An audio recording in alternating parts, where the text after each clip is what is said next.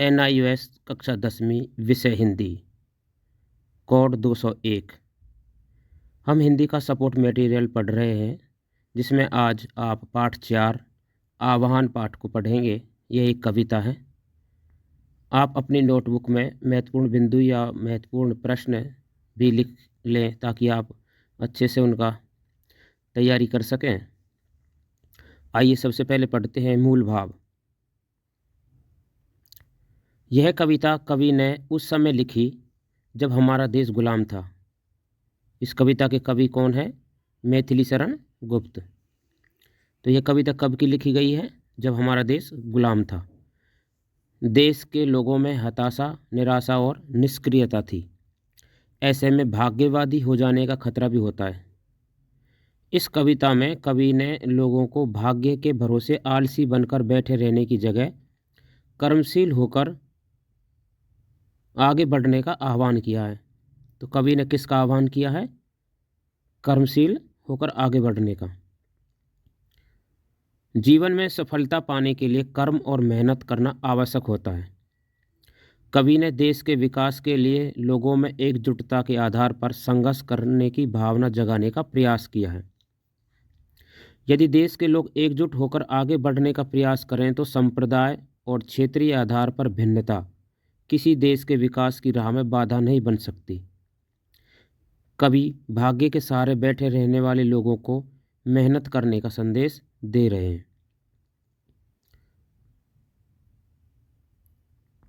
अब पढ़ते हैं पद्यांश 1। कविता को पढ़ करके कविता की संदर्भ सहित प्रसंग और व्याख्या करनी है। तो आप कैसे करेंगे, क्योंकि यह पेपर में आता है, तो आप सीखें कि बैठे हुए हो व्यर्थ क्यों, आगे बढ़ो ऊंचे चढ़ो, है भाग्य की क्या भावना, अब पास पौरुष का पढ़ो। है सामने का ग्रास भी मुख में स्वयं आता जाता नहीं, हाँ ध्यान उद्यम का तुम है तो भी कभी आता नहीं। तो यहाँ कवि क्या करें, कौन सा पाठ पढ़ने के लिए बोल रहे हैं? पौरुष का पाठ। पहले शब्दार्थ देखते हैं। व्यर्थ, व्यर्थ क्या होता है? बेकार, कि बैठे हो बेकार क्यों, खाली। पौरुष, पौरुष कहते हैं मेहनत को, यहाँ पे पौरुष आया है। पौरुष का अर्थ क्या होता है? मेहनत। ग्रास, ये ग्रास आया है। ग्रास का अर्थ होता है रोटी का टुकड़ा। और उद्यम, उद्यम कहते हैं मेहनत को। यह कविता आह्वान कविता है और इस कविता की ये 4 लाइनें हैं। तो संदर्भ पढ़ते हैं। कविता का नाम आह्वान, ये याद कर लें। कविता का नाम क्या है? आह्वान। और कवि मैथिली शरण गुप्त जी हैं। प्रसंग, इन पंक्तियों में कवि ने भाग्यवादी लोगों को मेहनत करने का संदेश दिया है। तो इन 4 लाइनों में क्या दिया गया है? कवि ने भाग्यवादी लोगों को मेहनत करने का संदेश दिया कि भाग्य के भरोसे ना रहें, मेहनत करें। व्याख्या, कवि भाग्य के सहारे रहने वाले लोगों को मेहनत करने का संदेश दे रहे हैं। व्यक्ति मेहनत के बल पर ही अपनी तरक्की कर सकता है। बिना मेहनत के तो सामने रखा ग्रास भी, यानी कि भोजन, रोटी का टुकड़ा भी मुख में नहीं जाता है। खाने के लिए भी हमें मेहनत करनी पड़ती है। आजकल व्यक्ति बहुत आलसी व भाग्यवादी हो गया है, वो मेहनत करना ही नहीं चाहता है। तो ऐसे लोगों को मेहनत करने का आह्वान कवि ने इसमें किया है कि बैठे हुए हो व्यर्थ क्यों, आगे बढ़ो ऊंचे चढ़ो, है भाग्य की क्या भावना, अब पास पौरुष का पढ़ो। तो पाठ किसका पढ़ना है? पौरुष, मेहनत का। मेहनत करने से ही सफलता प्राप्त होगी। कवि कहते हैं कि सामने अगर भोजन का टुकड़ा यानी रोटी का टुकड़ा भी अगर रखा है तो वह अपने आप ही मुख में नहीं जाता, उसे भी अपने हाथ से उठा करके खाना पड़ता है। उद्यम का तुम्हें तो भी कभी आता नहीं है, तो वो मेहनत करने के लिए कह रहे हैं। काव्य सौंदर्य, काव्यांश की भाषा ओजपूर्ण है। सहज, सरल व खड़ी बोली का प्रयोग हुआ है। कर्म और परिश्रम का महत्व बताया गया है। कोई भी वस्तु बिना प्रयास के प्राप्त नहीं होती है, इस पद्यांश में बताया गया है। अब आगे की पंक्तियां पढ़ते हैं पद्यांश 2 से कि जो लोग पीछे थे तुम्हारे बढ़ गए हैं बढ़ रहे, पीछे पड़े तुम देव के सिर दोष अपना मंड रहे। पर कर्म तेल बिना कभी विधि दीप जल सकता नहीं, है देव क्या सांचे बिना कुछ आप ढल सकता नहीं। पहले शब्दार्थ देखते हैं। शब्दार्थ में कर्म तेल, कर्म रूपी तेल। विधि दीप का अर्थ होता है भाग्य रूपी दीपक। दोष, दोष कहते हैं अपराध को। और देव, देव यानी भाग्य या विधाता को कहा गया है। संदर्भ, कविता का नाम आह्वान और कवि का नाम मैथिली शरण गुप्त है, यह आप याद कर लें। इन पंक्तियों में कवि ने कर्म के महत्व के विषय में बताया गया है। किसके बारे में? कर्म का महत्व, कि कर्म करने से, मेहनत करने से, कि जो लोग पीछे थे तुम्हारे, जो तुम्हारे पीछे रह गए थे, वो बढ़ गए हैं बढ़ रहे, वो आगे बढ़ रहे हैं। और तुम आलसी होकर के पीछे पड़े हुए हो, और जो अपना दोष है वो देव, भाग्य के भरोसे बैठे हो और उसको दोष दे रहे हो कि हमारे भाग्य में ऐसा ही लिखा है। उदाहरण देते हुए समझाते हैं कि कर्म तेल बिना कभी विधि दीप जल सकता नहीं। जिस तरह से तेल के बिना दीपक नहीं जल सकता, उसी तरीके से बिना कर्म के कभी भाग्य बदल नहीं सकता। कि है देव क्या सांचे बिना कुछ आप ढल सकता नहीं, कि मूर्ति बनाने के लिए जिस सांचे की ज़रूरत होती है, तो सांचे के बिना कुछ भी नहीं ढल सकता है। तो सबसे ज़्यादा मेहनत मनुष्य को सांचा बनाने में लगती है, तो इसलिए मेहनत करने के लिए कवि ने आह्वान किया है। आइए व्याख्या एक बार फिर से पढ़ते हैं जो पंक्तियों में दी गई है। कवि कहते हैं कि मनुष्य को अपनी असफलताओं के लिए ईश्वर को दोषी नहीं ठहराना चाहिए। देव को यानी कि ईश्वर, भाग्य को दोषी नहीं ठहराना चाहिए। व्यक्ति केवल मेहनत के बल पर अपने जीवन को सफल बना सकता है। किसके बल पर? मेहनत के बल पर। व्यक्ति व्यवस्थित ढंग से काम करके अपने लक्ष्य को आसानी से प्राप्त कर सकता है। जीवन में पीछे न रहकर आगे निकल सकता है। एक व्यक्ति कर्म रूपी तेल से भाग्य रूपी दीपक को जला सकता है। यह रूपक अलंकार है। कर्म रूपी तेल और भाग्य रूपी दीपक। काव्य सौंदर्य, सहज सरल और खड़ी बोली का प्रयोग हुआ है। पीछे पड़े में पावर्ण की आवृत्ति से अनुप्रास अलंकार है। पीछे पड़े में पावर्ण की आवृत्ति हुई है, बार बार आया है, तो वहाँ अनुप्रास अलंकार है। कर्म रूपी तेल और भाग्य रूपी दीपक में रूपक अलंकार का प्रयोग किया गया है। काव्यांश की भाषा ओजपूर्ण है। ये तो हो गया काव्य सौंदर्य। अब आगे पढ़ते हैं पद्यांश 3 कि आओ मिले सब देश बांधव, हार बनकर देश के, साधक बने सब प्रेम से, सुख शांति में उद्देश्य के, क्या सांप्रदायिक भेद से है एक के मिट सकता अहो, बनती नहीं क्या एक माला विविध सुमनों की कहो। पहले शब्दार्थ देख लेते हैं इसके। हम कौन सी कविता पढ़ रहे हैं? आह्वान कविता। इसके कवि का नाम क्या है? मैथिली शरण गुप्त। ये याद होना चाहिए। एक के कहते हैं एकता को। सांप्रदायिक कहते हैं धार्मिक। विविध अनेक प्रकार के। साधक परिश्रम करने वाला। कि आओ मिले सब देश बांधव, हार बनकर देश के। तो ये पहले संदर्भ देख लेते हैं कि कविता का नाम आह्वान और इसके कवि हैं मैथिली शरण गुप्त। प्रसंग, इस कविता में सांप्रदायिक भेदभाव को मिटाकर मिलजुल कर प्रयास करने के लिए कहा गया है।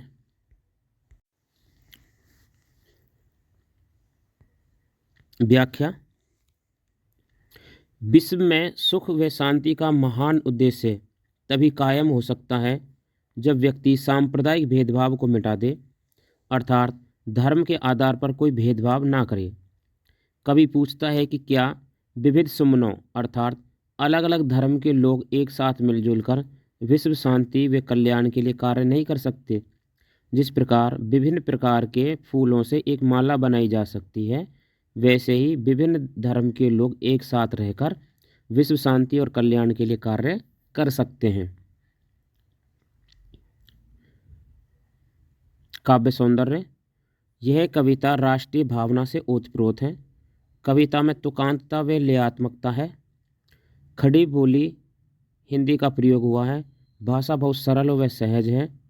काव्यांश की भाषा ओजपूर्ण है। तो यह आपने कविता पढ़ी। इस कविता में संदर्भ, प्रसंग और व्याख्या सहित इसको समझाया गया है। आपकी समझ में आ गया होगा। अब पढ़ते हैं परीक्षा उपयोगी कुछ महत्वपूर्ण प्रश्न। सबसे पहले बहुविकल्पीय प्रश्न। प्रश्न 1, अब जवाब देंगे कि कवि ने किन लोगों को मेहनत करने को कहा है? आलसी लोगों को। तो जो आलसी लोग हैं उनको मेहनत करने के लिए कवि ने कहा है। प्रश्न 2, कि कवि विकास व तरक्की से किस भेद को मिटाने की बात कर रहे हैं?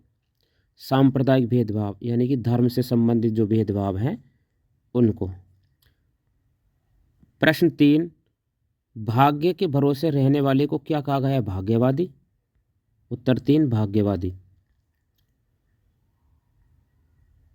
प्रश्न 4, कि भाग्यवाद मनुष्य को कैसा बना देता है? आह्वान कविता के आधार पर बताइए। कैसा बना देता है? आलसी। जो भाग्य के भरोसे रहते हैं वो आलसी हो जाते हैं। इसलिए आलस को छोड़कर कवि ने क्या करने को कहा है? मेहनत। प्रश्न 5, आह्वान कविता मूल रूप से किस पुस्तक से ली गई है? जो काव्य संग्रह है मैथिली शरण गुप्त का, वो काव्य संग्रह है भारत भारती। उसी में यह आह्वान कविता दी गई है। वहीं से ये कविता हमारी पाठ्य पुस्तक में ली गई है। रिक्त स्थान भरिए। अब प्रश्न आया है रिक्त स्थान भरिए। लोग अपनी असफलता व अभावों के लिए भाग्य या साधनों को दोषी ठहराते? भाग्य। उत्तर होगा भाग्य। कर्म तेल और विधि दीप में रूपक अलंकार है।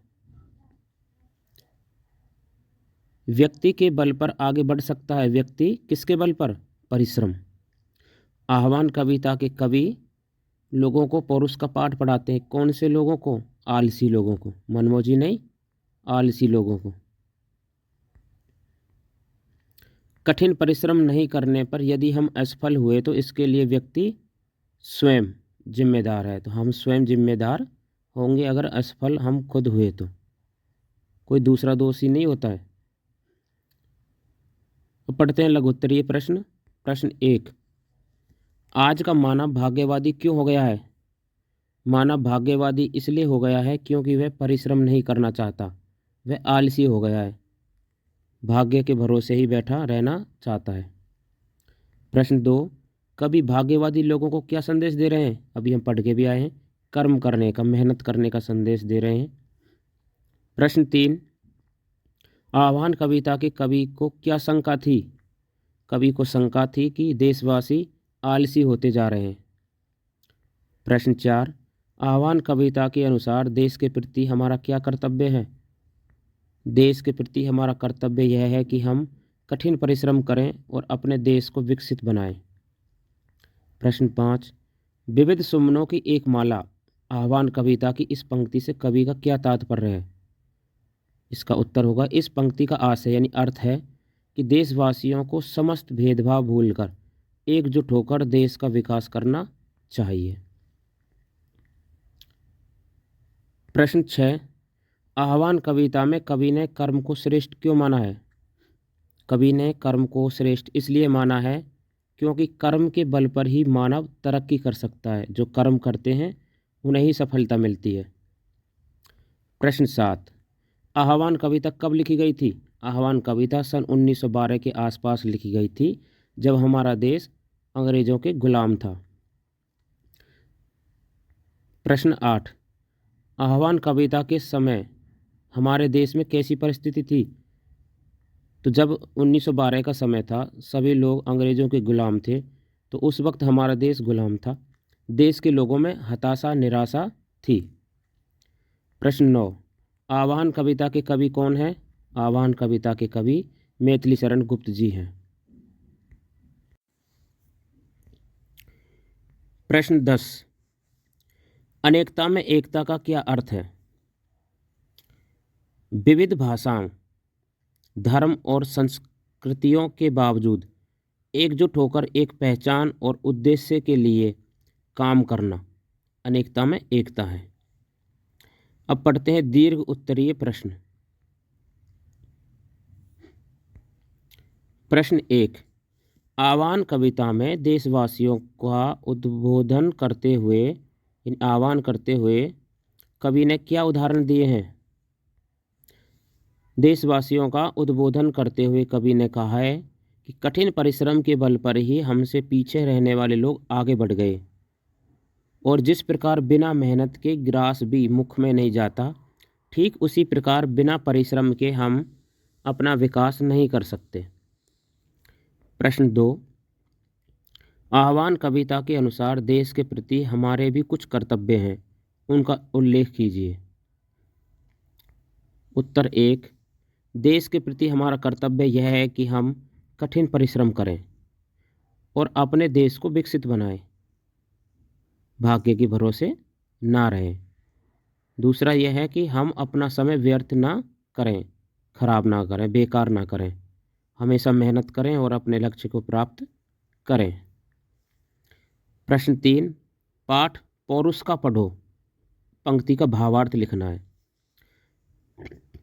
उत्तर है कि पाठ पौरुष का पढ़ो, पंक्ति का भावार्थ यह है कि मानव जीवन में कठिन परिश्रम करके अपने जीवन में विकास करें।